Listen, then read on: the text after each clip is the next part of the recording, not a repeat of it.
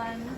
Today I like to perform you how to do the hand hygiene with soap and water to do in the proper way in the healthcare setting.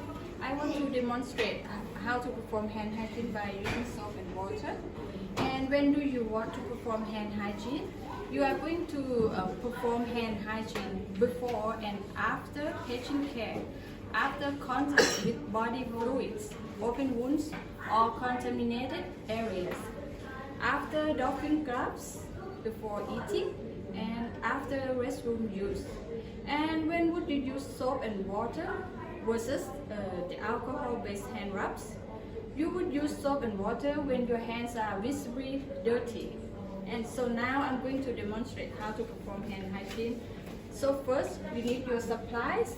Of course, you need soap, and then you need some paper towels, and you need running water. Generally, it's best not to wear jewelry during patient care because the jewelry can harbor germs.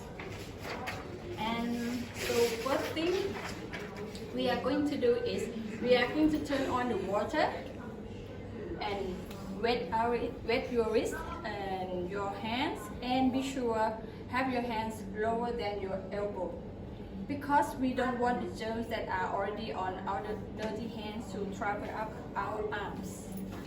After you wet your hands, you want to put the soap on your hands, and you are going to put about 1 teaspoon of soap, which equal about 5 milliliters. And a lot of soap dispenser are automatic, and they give you the right amount of soap you need. We are going to lather our hand and our wrist with the soap, and now we want to scrub. Now I'll show you. Turn on the water. Wet our wrist, our hand. Some soap. And now we are going to scrub our wrist with the soap. We want to scrub using the circular motion because this is going to help remove those germs, and we want to cover all area. We are going to do this for 20 seconds. So first we are going to go and scrub our palms and our hands, and we are going to get the back of our hands and do both using circular motion. Then we are going to rub our thumb, and we are going to do each finger individually. Then you want to get those knuckles, so really rub the knuckles up against your opposite hand. Then we want to get in between our fingers.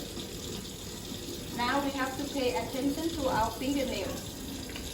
We are going to just get underneath the fingernails. Then we are going to do the wrist above, 1 inch above the wrist. 4. Now we are ready to rinse the soap off. We are just going to put our hand underneath the water and let the water go downward. Rinsing all the soap off from the wrist down to the fingertips. Once you get them rinsed, you want to get to the paper towel. Pat your hands. You are going to discard this paper towel, and we are going to grab another dry paper towel.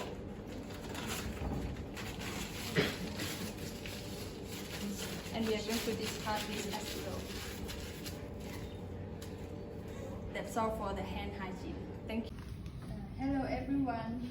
I like to demonstrate about the respiratory hygiene and cough etiquette to prevent the transmission of all respiratory infections in healthcare settings, including influenza. Infection control measures should be implemented at the first point of contact. We can use visual alerts, respiratory hygiene, cough etiquette alerts, mask and separation of persons with respiratory symptoms, and droplet precautions. The following measures to contain respiratory secretions are recommended for all individuals with signs and symptoms to respiratory infection. First, cover your mouth and nose with a tissue when coughing and sneezing. Second, use in the nearest waste receptacle to dispose of the tissue after use. Third, after coughing or sneezing, perform hand hygiene.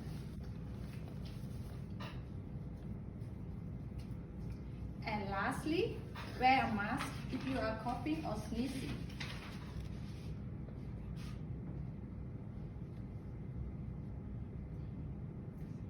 Droplet precautions. Mask and separation of persons with respiratory symptoms, and encourage coughing persons to sit at least 3 feet away from others in common waiting areas. Thank you.